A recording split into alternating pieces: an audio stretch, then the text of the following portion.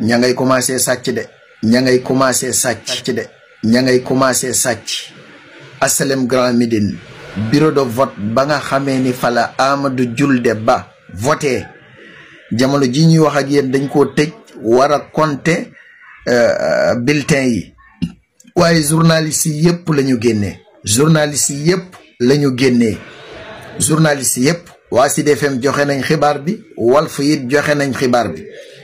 toll nañ ci war a compter bulletin yi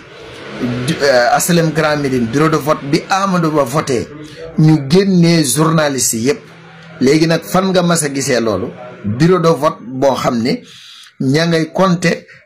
bulletin ya di génnee journaliste yi léegi information bi fan lañ koy jëlee sàcc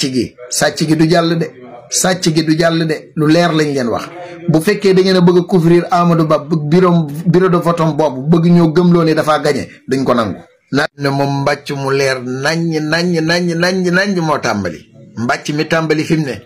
mbàcc mu leer naññ la mu amul wenn werante jàll ca diaspora ba ñëw fii ci Touba ak ci yeneen réew yi